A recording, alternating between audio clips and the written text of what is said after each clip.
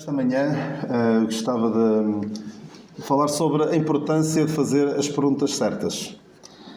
Faz a pergunta certa, é o título desta mensagem. E eu acho que nem sequer disse bom dia. Bom dia a todos.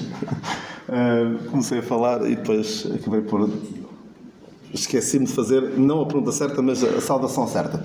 A importância de fazer a pergunta certa. Isto já tem há alguns 3 anos e meio. Durante a pré-campanha eleitoral para os Estados Unidos, este repórter, o Peter Doocy, que agora está nos Estados Unidos, é muito famoso porque faz perguntas incómodas a quem está na Casa Branca, estava a fazer perguntas incómodas ao Joe Biden, que na altura era pré-candidato a presidente dos Estados Unidos e agora o presidente dos Estados Unidos.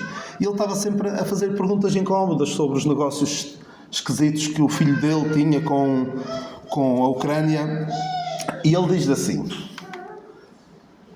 Ask the right questions. Faz as perguntas certas. Porque o que ele queria era, faz as perguntas. Isto não é grande coisa que um candidato a presidente diga a um jornalista para fazer as perguntas certas, porque o jornalista deve fazer as perguntas que ele acha que deve fazer para chegar à verdade e para informar os cidadãos. Mas o que ele queria é que ele fizesse perguntas sobre o Trump, sobre os negócios esquisitos que o Trump tem. São os dois pessoas com negócios muito estranhos, tanto um como o outro. Mas eu vou pegar nisto, apesar de não concordar em quase nada com este senhor, vou aproveitar a frase dele: Ask the right questions. Faz as perguntas certas. E é muito importante nós na vida sabermos fazer as perguntas certas. Muitas vezes é mais importante até do que uma boa resposta, é uma boa pergunta. E há umas frases muito interessantes sobre isto. Podes avaliar a inteligência de alguém pelas respostas que dá. A capacidade que ela tem, o conhecimento que ela tem. Mas a sabedoria pelas perguntas que faz. Eu também gosto bastante desta. Nunca chegarás às perguntas certas enquanto continuares a fazer as perguntas erradas. E nós vamos ver algumas pessoas que fizeram as perguntas erradas e sofreram por causa disso, sofreram eternamente por causa disso. E pessoas que foram abençoadas porque souberam fazer a pergunta certa. E no fim vamos falar da pergunta certa que nunca foi feita. A Bíblia diz mesmo que aquela pessoa nunca fez aquela pergunta. E era uma pergunta importantíssima que nós devemos aprender a fazer. Mas também há quem faça a pergunta certa e vira as costas antes de ouvir a resposta. Quem fez isso? Pilatos. Exatamente. Pilatos fez a pergunta certa e o que é verdade? E diz a Bíblia, ele virou costas e não... Estava ele perante aquilo que diz ser a verdade, não é? Jesus Cristo, a verdade, e voltou costas antes de ouvir a resposta. Eu espero que não entendam mal o que eu vou falar agora. Esta é uma pergunta certa, mas hoje em dia ainda há pessoas que fazem esta pergunta, mas com a intenção errada. Eu creio que o mancebo rico, em Mateus 19,16, disse: Bom mestre, que bem farei para conseguir a vida eterna. Eu creio que ele vinha com um coração receptivo, mas depois, dada a resposta do Senhor Jesus Cristo, ele não quis saber e foi-se embora porque tinha muitas propriedades. Ainda hoje há pessoas que, com uma atitude diferente da do mancebo rico, continuam a perguntar: o que é que eu posso fazer para me salvar? O que bem posso fazer? Ou seja, o que é que eu posso dar a Deus para que Ele em troca me dê a salvação? Há pessoas que ainda hoje em dia veem as coisas desta forma: eu vou fazer isto, vou fazer aquilo, para que no fim Deus ponha as minhas boas obras de um lado, no prato da balança, as minhas más obras no outro prato da balança, e pode ser que eu me consiga safar assim. Eu costumo dizer que quem quiser ser avaliado dessa maneira, à vontade. Pões num prato da balança as boas obras, no outro as más obras, e depois, por o lado que depender mais, vai determinar se és salvo ou perdido. Se queres dessa maneira, força. Mas o que é que vai acontecer? Se vai depender sempre para o lado das más obras.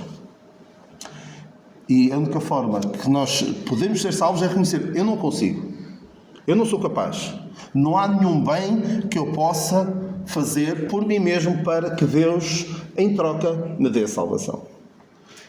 Nós não somos salvos pelas boas obras, mas somos salvos pela obra redentora do Senhor Jesus Cristo. Mas infelizmente a carne religiosa está muito focada naquilo que pode fazer e não naquilo que já foi feito. Há até uma frase interessante, uma história interessante de um pregador que foi abordado por uma pessoa e que lhe perguntava: o que é que eu posso fazer para ser salvo? E ele respondeu: tarde demais. Respondeu, claro que ele tinha tempo para dar uma resposta mais comprida, mas ele disse: tarde demais. E a pessoa ficou estupefacta. Porque já não há nada que eu possa fazer para me salvar? Ele disse: não, já está tudo feito. Claro que teve tempo para explicar. Ninguém deve dar uma resposta destas se não tiver tempo para mais algum tempo de resposta. Então ele disse tarde demais, mas tarde demais porque tudo já foi feito. Tudo Cristo já tem feito. Então esta é a pergunta errada. Pergunta errada, não que ele tenha feito a pergunta errada, mas a forma como hoje em dia muitas pessoas abordam é como se façam esta pergunta: que bem é que eu posso fazer? O que é que eu posso fazer para que Deus, em troca, me dê a vida eterna? A pergunta certa é: que necessário que eu faça para me salvar? Com a postura deste homem, que estava mesmo desesperado. Ele percebia que estava numa situação muito complicada. Eu não estou totalmente certo de que ele só quisesse salvar a salvação eterna, mas também queria safar-se daquela situação. O carcereiro de Filipos, que viu a prisão, o terremoto, abriu as prisões, os presos, mas os presos não fugiram. Ele estava numa situação muito complicada, mas ele chegou ao fim de si mesmo. É importante que cada um chegue ao fim de si mesmo, para assim Deus poder salvá-lo.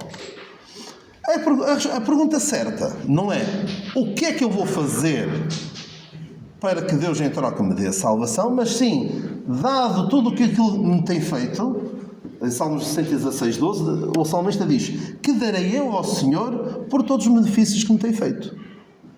Não é o que é que eu posso dar para que Ele me dê, mas o que é que eu posso dar porque Ele me deu. A pergunta certa é também: Senhor, que queres que eu faça? O apóstolo Paulo, na altura, Saulo, mas no momento da sua conversão, perguntou: Senhor, que queres que eu faça? Agora que estou salvo, o que é que eu posso fazer? De que forma é que eu posso servir? É muito importante não se confundir fruto com raiz. Qualquer agricultor que não saiba distinguir um fruto de uma raiz não é grande agricultor, não é? Infelizmente, em termos de relação com Deus, muitos continuam a confundir fruto com raiz. Fruto é consequência natural de sermos salvos. As boas obras são a consequência natural, e podem abrir esta passagem em Efésios 2, 8 a 10, é a consequência natural de sermos salvos. Não é causa de sermos salvos. É importantíssimo isto, mas infelizmente, hoje em dia, aqui em Portugal, por exemplo, milhares ou milhões de pessoas a esta hora estão reunidas, supostamente para agradar a Deus, se calhar na esperança de que, ao estarem reunidos, ao fazerem certas obras, Deus possa agradar deles. Mas não é, espero que nenhum de vocês esteja aqui por causa disso. A pensar: eu vou ao culto para que Deus se agrade de mim, para que Deus depois me dê algo em troca. Vou comportar-me bem para que Deus se agrade de mim e me dê a salvação como recompensa. Não.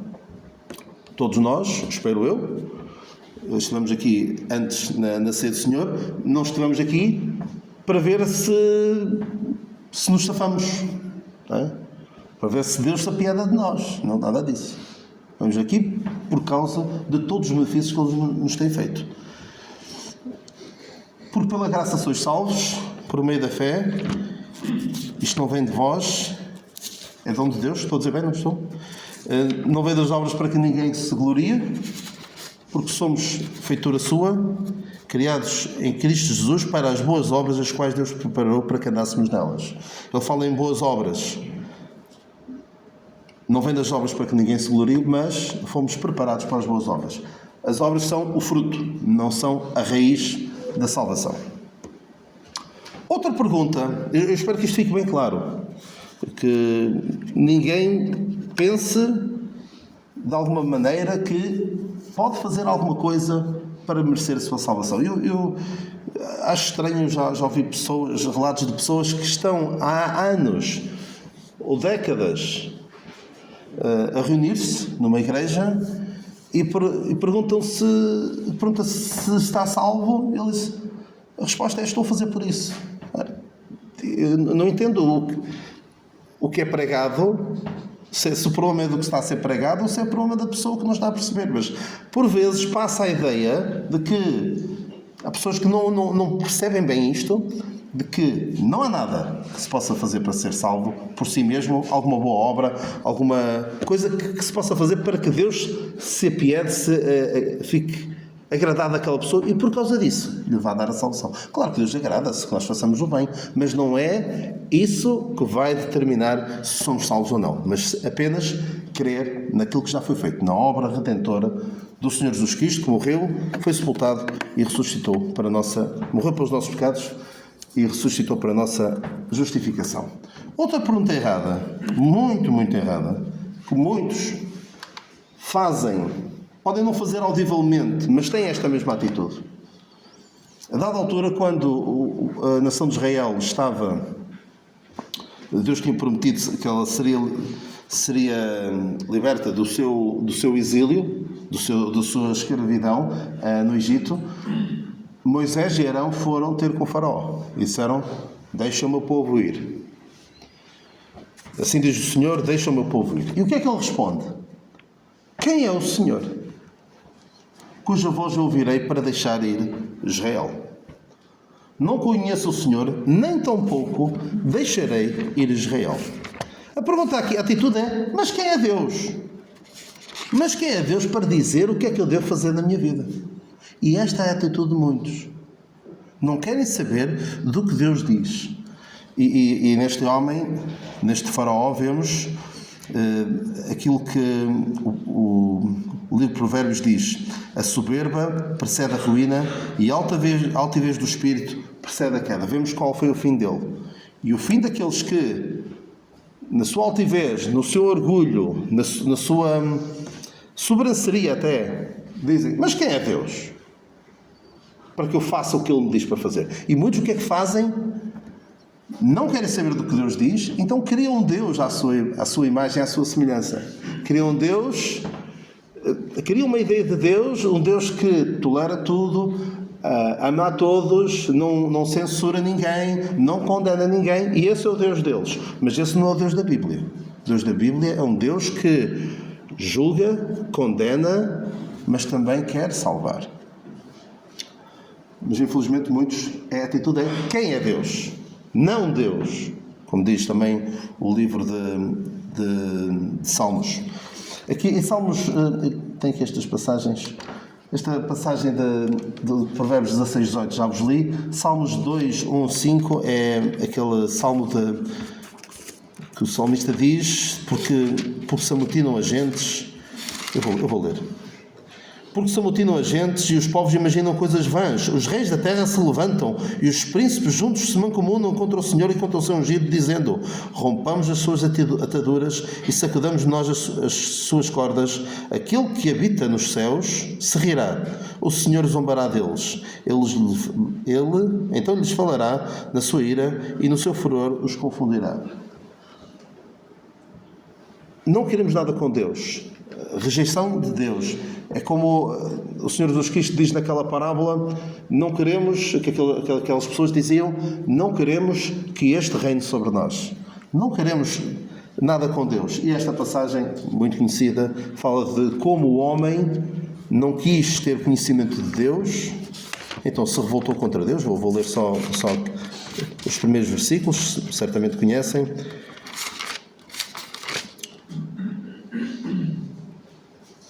Versículo 21, de Romanos 1. Porquanto, tendo conhecido a Deus, não o glorificaram como Deus, nem lhe deram graças, antes em seus discursos se desvaneceram e o seu coração insensato se obscureceu. E vemos como é esta atitude do homem, de modo geral, nos nossos tempos. Não quer nada com Deus. Mas sabe uma coisa? A pergunta não deve ser quem é Deus. A pergunta deve ser qual é que deve ser a pergunta certa? Que está na Bíblia. Esta é a pergunta errada. Qual é a pergunta certa? Não é quem é Deus, mas quem é? Quem é o homem? Mas quem é o homem? Para que tu te lembres dele. Para que tu olhes para ele. Para que tu queiras alguma coisa com ele. Este versículo coloca, e o Evangelho, de modo geral, coloca o homem no seu lugar.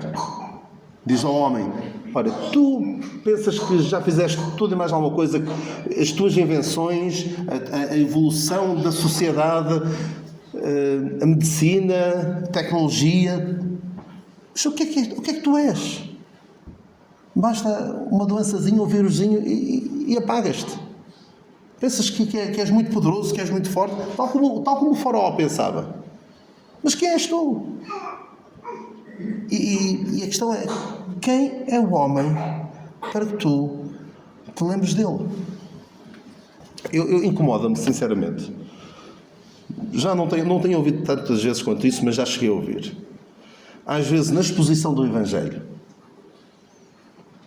passa a ideia de que o pecador até está a fazer um favor a Deus por aceitar a salvação que Ele oferece. É aquele Evangelho, dá uma chance para Jesus. Mas que é isso? O Evangelho tem de mostrar claramente que o homem não presta, o homem não vale nada. E é uma graça de Deus, algo imerecido, Deus oferecer a sua salvação ao homem, que não merece. Devemos ser claros quanto a isto. Muito importante. Eu gosto muito desta passagem e certamente já ouviram várias mensagens sobre este episódio. Eu nunca preguei especificamente sobre Mefibosete, mas muito interessante esta história.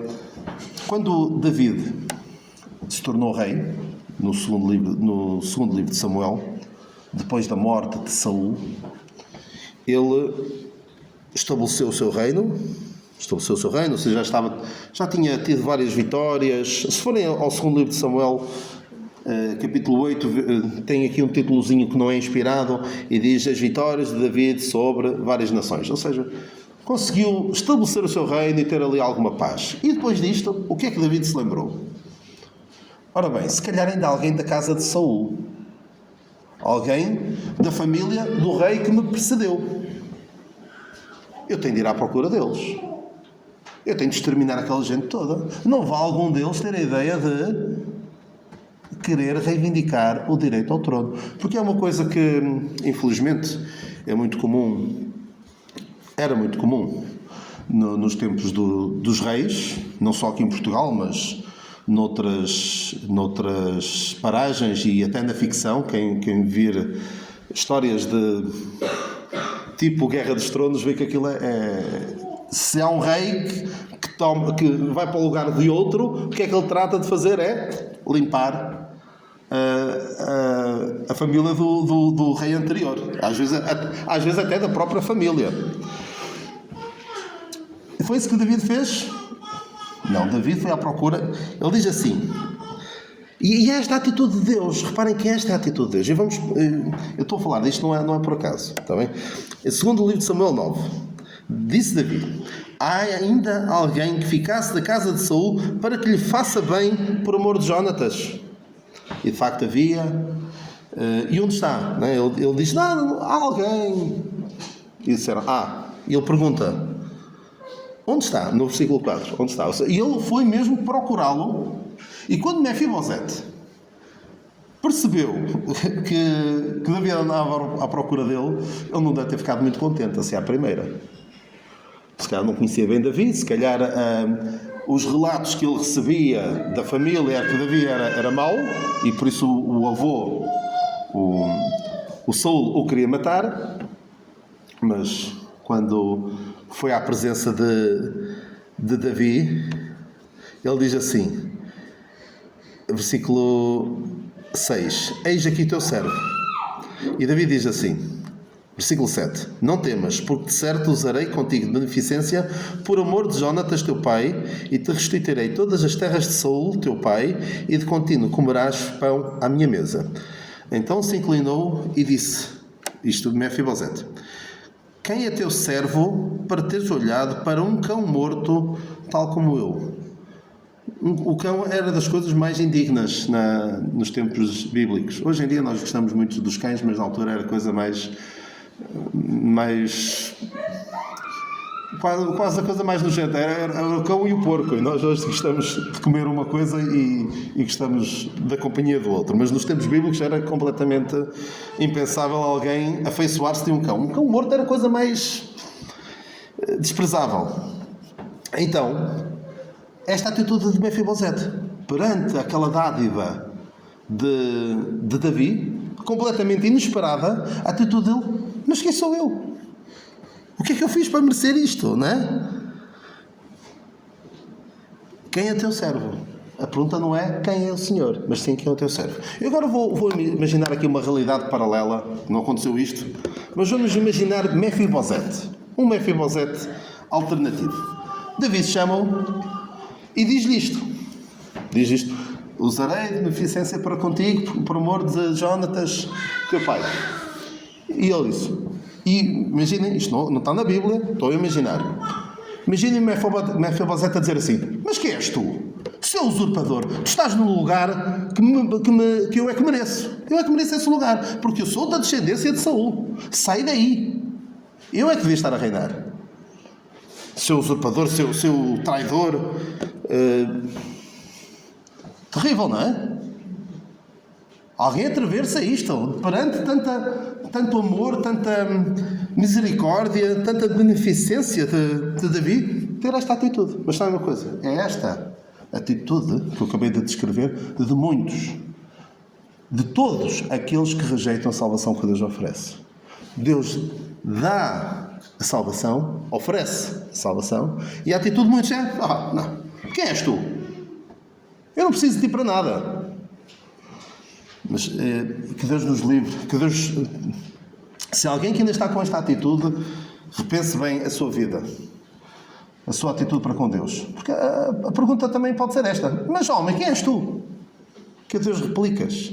Há pessoas que gostam muito de argumentar com Deus, de dizer que Deus não sabe o que faz, que Deus é um sádico, que Deus é um monstro moral. Mas quem és tu? Tu estás no teu lugar de Deus. Deus teve de pôr Jó no seu sítio, por assim dizer, porque Jó estava a questionar muita coisa, não percebia porque é que as coisas estavam a acontecer daquela maneira, e Deus teve de lhe dizer: onde é que tu estavas quando eu criei, quando eu fiz? Precisamos de perceber bem onde é que Deus está e onde é que nós estamos. A pergunta também pode ser: quem és, Senhor? Não é quem é o Senhor? É parecido, não é? Quem é o Senhor, mas sim, quem és, Senhor? Eu quero conhecer-te. Eu quero conhecer mais daquele que fez tudo isto por mim. Vamos passar agora a uma outra pergunta. Esta pergunta já é mais complicada, porque todos nós, mais cedo ou mais tarde, passaremos por esta situação. O porquê? Não é? Porquê é que isto aconteceu? Porquê é que isto veio à minha vida? Pelo que sei, a Cláudia, quando era pequenina, andava-se a perguntar porquê, tanto que os pais até lhe compraram um livro que se chama Porquê, porque tinha várias perguntas que as crianças fazem, não é? E como os pais nem sempre têm, às vezes não têm paciência, às vezes não sabem a resposta, então tinha lá resposta para muitas perguntas. Mas este porquê não é para esse tipo de perguntas, é o porquê que resulta da dor, da perplexidade. Como é que isto foi acontecer? Porquê, Deus? Eu não quero, de maneira nenhuma, ser indelicada, insensível para com quem quer que seja. Porque, de facto, há situações difíceis que vêm à nossa vida e nós não percebemos. Não percebemos porque é que isto está a acontecer. E esta pergunta, não vou dizer que esteja errada, necessariamente. É uma pergunta que nós podemos fazer e tentar perceber o que é que Deus nos quer mostrar através disto. Mas também há quem faça perguntas de porquê, mas é de rebelião. Porque é que isto aconteceu? Porque é que acontecem estas desgraças? Pessoas que querem argumentar um pouco naquela linha de quem é Deus, mas que fazem perguntas com uma atitude de rebelião para com Deus. Não querem. Há pessoas que fazem estas perguntas e não querem saber da resposta, na verdade. Apenas querem fazer aquela... em inglês chama-se gotcha questions. Apanhei-te, vês? Tu acreditas em Deus, mas olha, porquê é que isto acontece? Deus não faz sentido nenhum acreditar em Deus, porque Deus permitiu que isto acontecesse. Por vezes também há quem faça as perguntas desta maneira. Mas eu não vou falar propriamente para esses. Para esses já dei a resposta antes. Quem és tu? Que a Deus replicas? O porquê é uma questão muito, muito delicada, muito sensível, que tem atormentado muitos, tanto aqueles que passam por situações de sofrimento ou que os seus entes queridos passam por situações de sofrimento, mas também os teólogos também se têm debruçado sobre a questão do sofrimento. E não há uma resposta fácil. Não vou dizer que vão sair daqui a perceber tudo o que está a acontecer, porque é que está a acontecer. Mas uma coisa que eu não vos vou dizer é que há quem faça isso. E acho terrível. Quando há alguém que está a passar por uma situação de sofrimento e lhe vem dizer, até com uma Bíblia na mão, supostamente para consolar, dizer: olha, isto está a acontecer porque há pecado na tua vida. E Deus está a castigar-te. Eu não vejo as coisas dessa maneira. Deus, aos seus filhos adultos, como é que castiga? Como é que admoesta? É com a palavra. E eu costumo dar este exemplo. Quando nós temos crianças pequenas, e isto agora acho que já nem se pode fazer, acho eu, senão vamos para a cadeia. Quando temos filhos pequenos e eles se comportam mal, e nós não conseguimos comunicar com eles de outra maneira, se calhar esta parte é melhor desligar a palmada pedagógica, que hoje em dia não se pode dar porque há quem exagere, de facto há quem exagere e espanque os seus filhos até morrerem por vezes. Mas nós podemos comunicar com eles de uma maneira, porque eles entendem o castigo e nós explicamos o porquê. Não é? É importante explicar o porquê. Agora, aos nossos filhos adultos, nós não castigamos dessa maneira, com uma palmada. Se isso acontece, algo não está bem. Mas, por exemplo, o meu pai, se me quer censurar, se me quer chamar a atenção de alguma coisa, não precisa de me bater. Chama-me a atenção pela palavra. E às vezes até dá vontade de dizer: olha, mais valia teres-me batido, doía menos, não é? E Deus castiga-nos pela palavra, Deus exorta-nos pela palavra. Portanto, é terrível. Eu até costumava dar este exemplo de que conforto serviria quando o meu cunhado ficou doente há 34 anos. Ele fez ontem um ano que foi sepultado, o meu cunhado, Simão Pedro.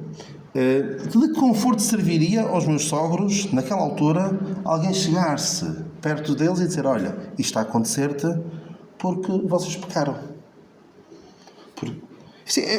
Alguém até poder responder: sim, eu pequei, muito, mas Deus está a castigar-me por causa disso. Na verdade, nós vivemos num mundo amaldiçoado pelo pecado. Num mundo onde o pecado entrou e há sofrimento, há dor. Há pessoas que fazem mal a outras pessoas. E há doenças que surgem, podem surgir por más escolhas nossas, não é? Imaginem que eu com a estrutura física que tenho, pesava 200 quilos. E depois perguntava: porque é que eu estou com diabetes? Porque é que eu estou com hipertensão? Porque é que eu estou com isto e com aquilo? Porque é que eu não consigo andar? óbvio, não é?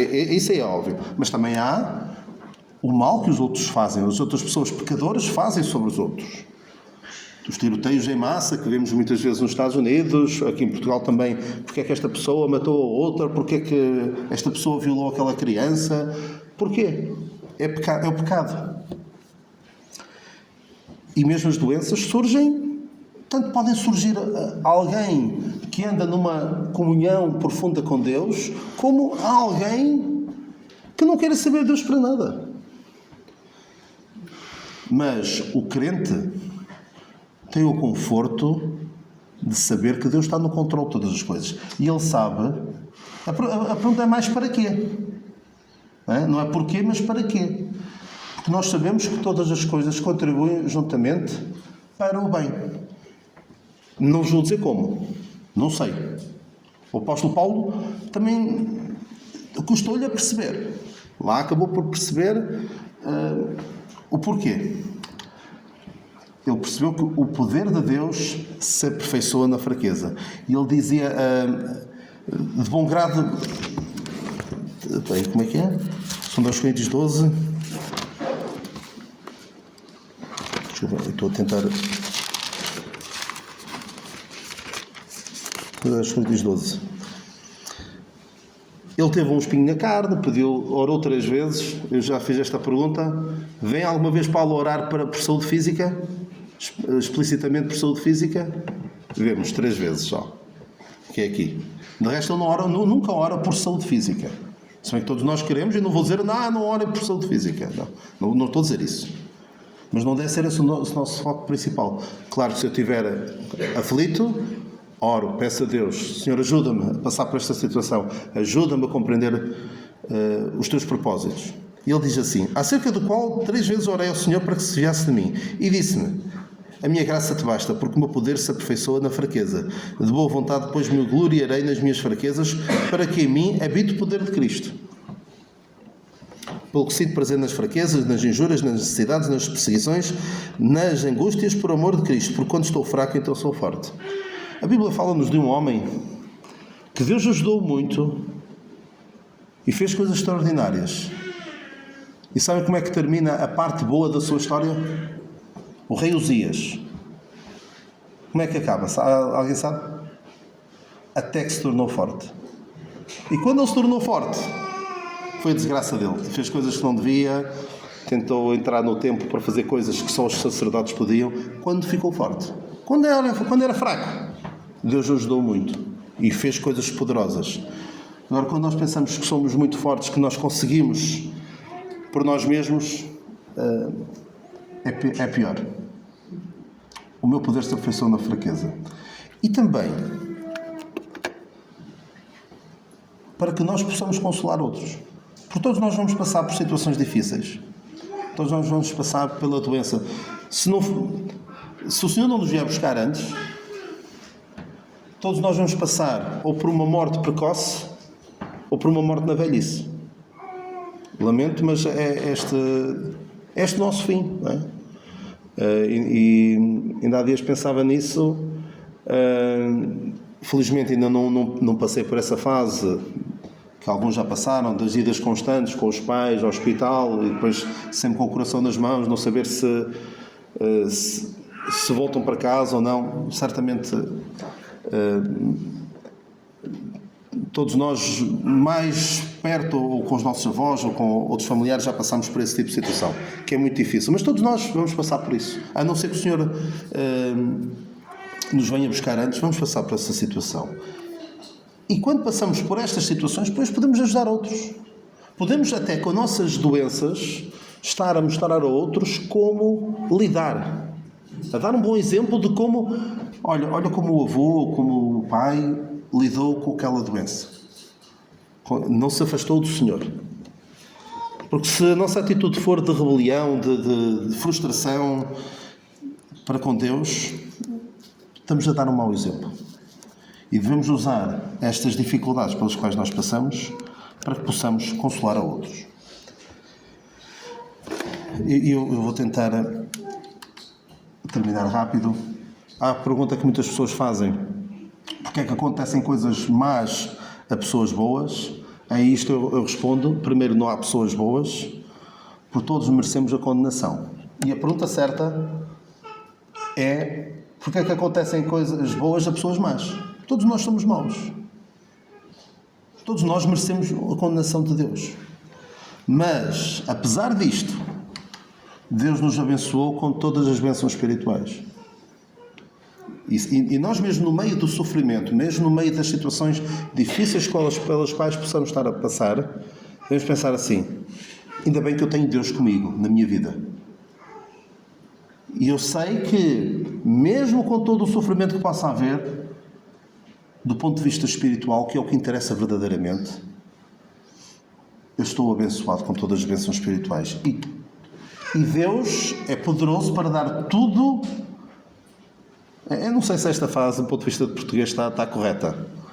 Porque já ouviram falar em pleonasmo, que é subir para cima, descer para baixo, entrar para dentro.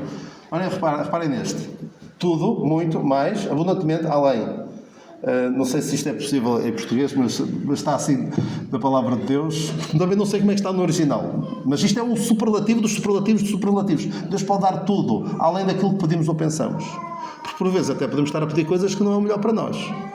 Já certamente conheceram o caso de Ezequias, que pediu a Deus para não o levar tão cedo, e Deus aceitou o seu pedido, mas mais valia ter morrido na altura que Deus tinha dito que ele ia morrer.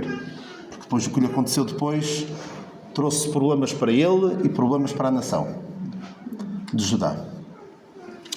E aquele que nos deu todas as coisas, como não nos dará também com ele todas as coisas? Aquele que nem mesmo ao seu filho poupou antes o entregou por nós, como nos não dará também com ele todas as coisas? Ou seja, somos as pessoas mais privilegiadas. Não devemos perguntar porquê a mim, mas sim perguntar porquê a mim. A mesma pergunta, não é? Não é o porquê a mim, porquê é que isto me foi acontecer a mim? Mas sim, como é que isto me foi acontecer? Como é que eu tenho isto tudo?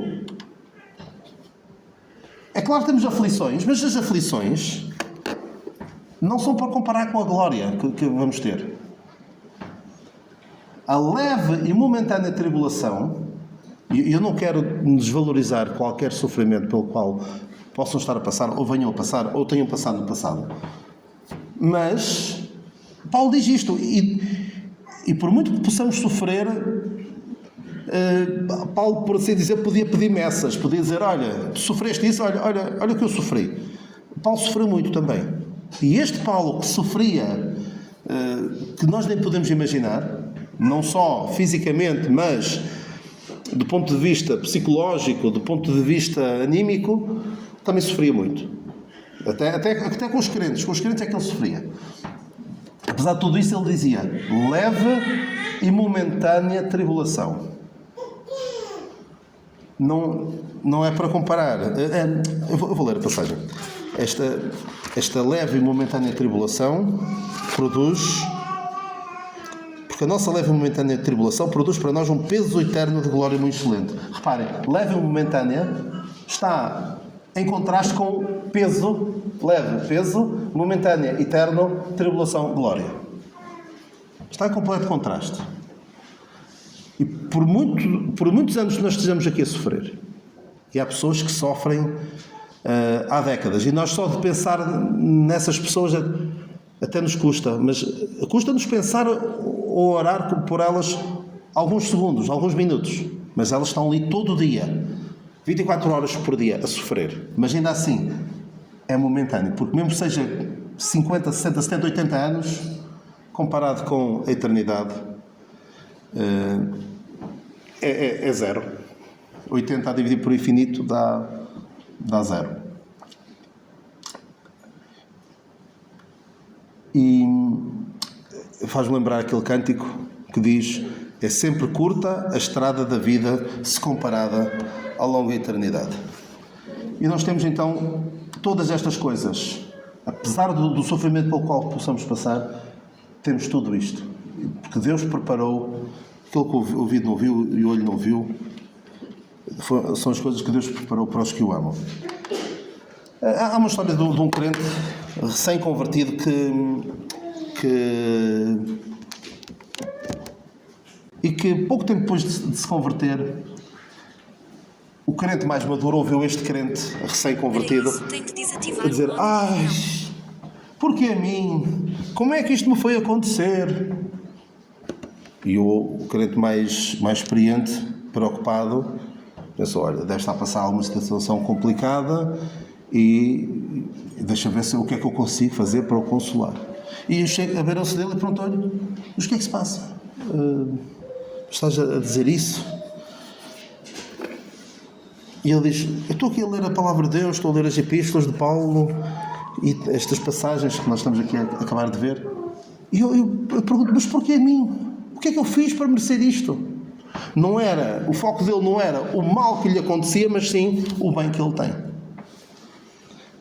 Claro que o grande problema de tudo isto é que nós, e eu falo por mim, estamos focados no presente. Não custa-nos, como seres humanos, olhar para a eternidade, ver as coisas sempre à luz da eternidade. Mas que o Senhor nos dê esta graça de conseguirmos olhar para as circunstâncias da vida, para os acontecimentos maus e para os acontecimentos bons da vida, à luz da eternidade. O que é que isto que eu estou a fazer agora, que reflexo, que efeito vai ter para a eternidade? Para mim e para os outros. Por isso é que nós vemos pessoas que deixam tudo, abdicam de uma vida de sucesso profissional e vão para, sei lá para onde, para evangelizar, para ganhar almas para Cristo. Porquê? Porque estão a ver as coisas aos olhos da eternidade. Última pergunta, que não é bem uma pergunta. Primeiro é uma não pergunta e depois uma pergunta que nunca foi feita. E já vão perceber porque é que eu estou a falar disto. Por vezes há pessoas que gostam, mesmo no meio da igreja, podem não dizer exatamente isto, mas a atitude é: não deves fazer isto, deves fazer aquilo.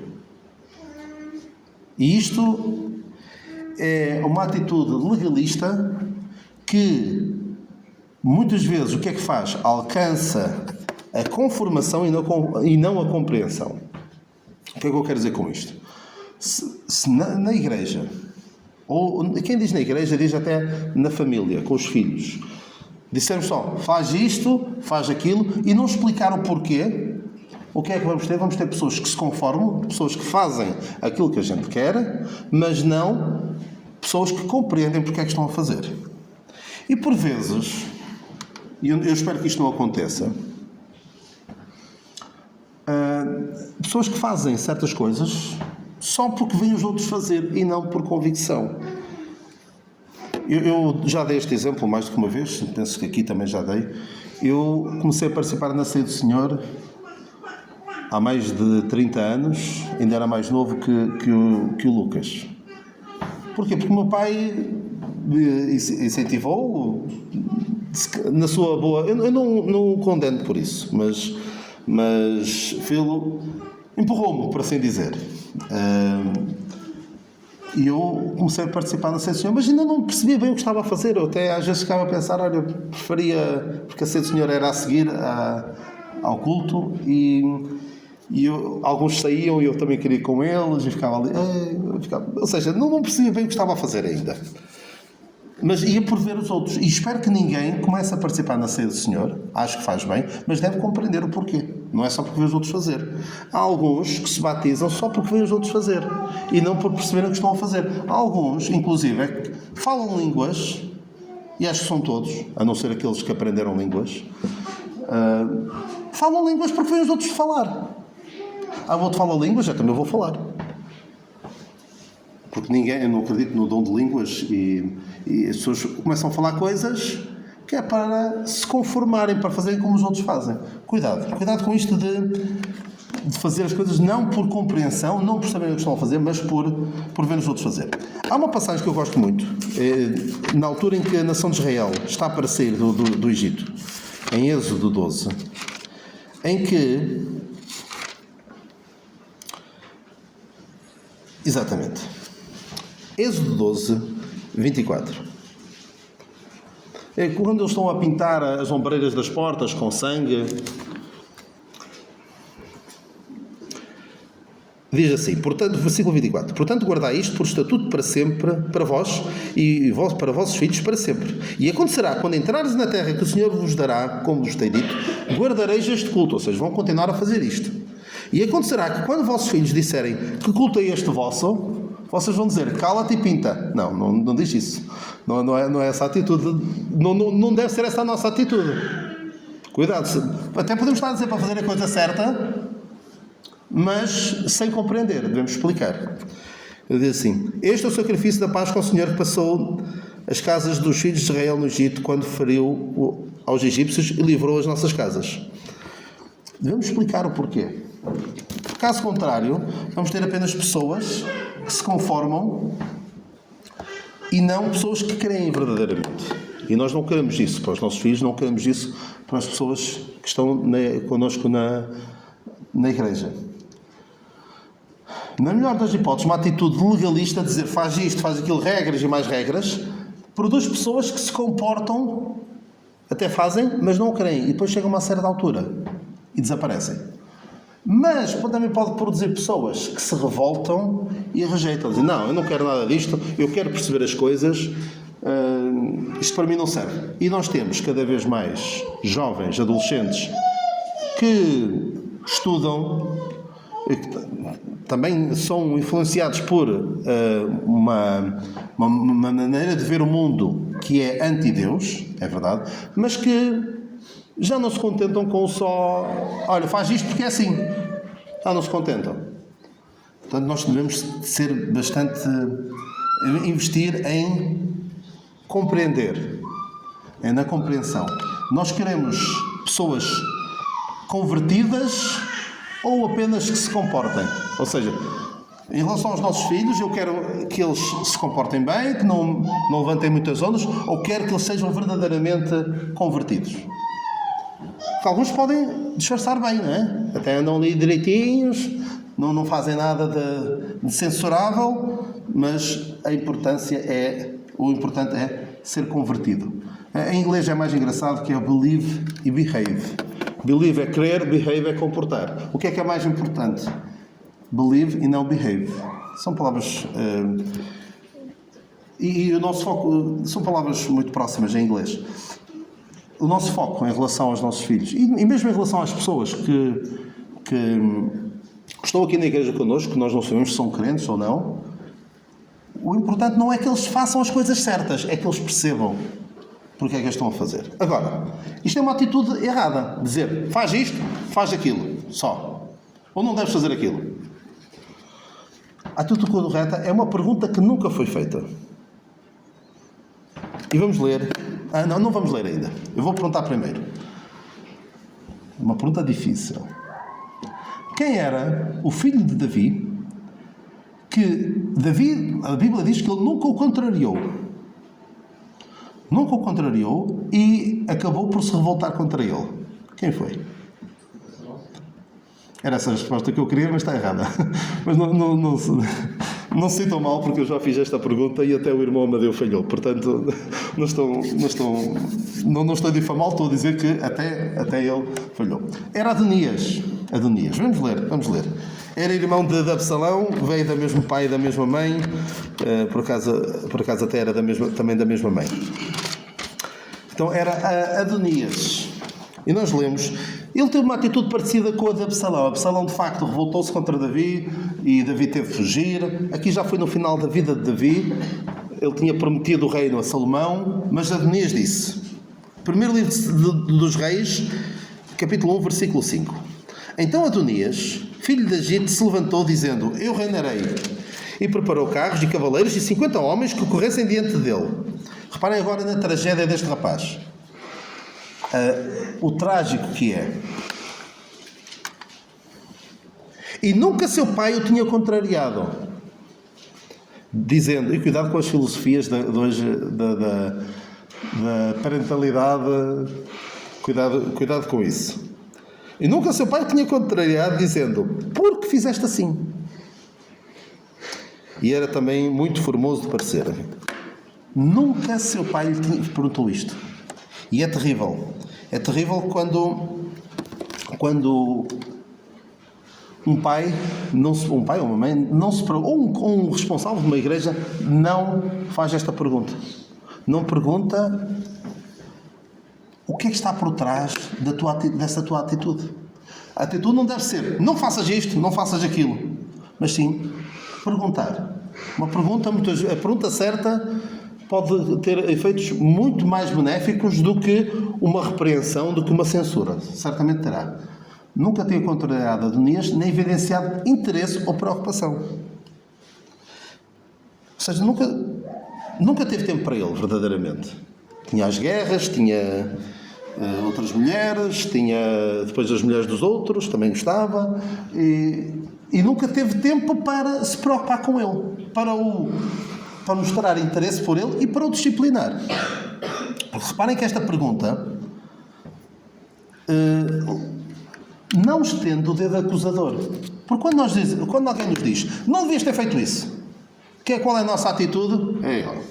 Que é isso? Mas quem és tu para estar a falar assim? Agora se perguntares, olha, explica-me, porquê é que tu fizeste isto? O que é que te leva a fazer isto, a ter esta atitude, a ir a este sítio, a estar com aquelas pessoas? É uma pergunta muito mais pedagógica. E às vezes penso assim, agora já não tenho redes sociais, mas às vezes via publicações ou até fotografias, e eu pensava, mas para quê? Qual é o objetivo por trás disto? Qual foi o processo mental que levou esta pessoa a pensar que era boa ideia postar esta fotografia? Posso perguntar, o que é que te leva a frequentar aqueles sítios? O que é que te leva a estar com aquelas pessoas? O que é que te leva a postar uma fotografia sexy nas redes sociais? Eu nunca fiz isso, está bem? Mas o que é que leva as pessoas a fazer isso? Qual é o objetivo? Esta pergunta leva o outro a questionar as suas ações e a procurar justificação para elas, a perceber que se aquilo faz sentido sequer. Porque muitas vezes as pessoas nem sequer pararam para perguntarem a elas mesmas porque é que elas estão a fazer isto. Fazem por impulso, ou porque sempre fizeram assim. Nunca pararam para pensar. Porque às vezes há situações que nos podem perguntar a nós, mas porquê é que tu fazes isto? Eu realmente nunca pensei. Sempre fiz assim. E uma pergunta também muito importante. Será que eu consigo justificar, à luz da palavra de Deus, aquilo que faço? E não deve ser nunca porque me disseram. Disseram que era assim e eu faço. Não, nós somos crescidinhos, Deus tem-nos como filhos, aqueles que são do Senhor, como filhos crescidos, como maduros, e devemos ser capazes de um pouquinho mais do que eu faço assim porque me disseram que era assim. Devemos compreender. Então, já percorri as perguntas que tinha para falar. Então, cuidado com a pergunta de o que é que eu posso dar a Deus para que Ele, em troca, me dê salvação. Isso é uma pergunta errada. Devemos perguntar, sim, o que é que eu posso fazer para mostrar a minha gratidão para com Deus. A minha pergunta não deve ser, mas quem é Deus? A pergunta deve ser, quem sou eu? Eu sou um cão morto. Eu não mereço nada. E a questão do porquê? Porquê é que isto veio à minha vida? Devemos pensar, para quê? O que é que eu posso fazer com isto? Muito provavelmente eu não vou conseguir tirar isto da minha vida. Posso conseguir? Pode haver maneira de curar isto? Pode não haver? Mas o que é que eu vou fazer agora com esta situação? Eu estou nesta situação. O que é que eu faço agora? Porque é que acontecem coisas más a pessoas boas? A pergunta deve ser, porque é que acontecem coisas boas a pessoas más? E devemos perguntar, isso sim, a nós mesmos também, mas aos outros. Não estender o dedo acusador, mas perguntar, o que é que te levou a agir desta maneira? Que o Senhor nos abençoe, nos ajude a fazermos as perguntas certas, porque assim estaremos certamente mais perto de encontrar as respostas certas que podem fazer a diferença, não só na nossa vida agora, mas, acima de tudo, na eternidade. O Senhor nos abençoe.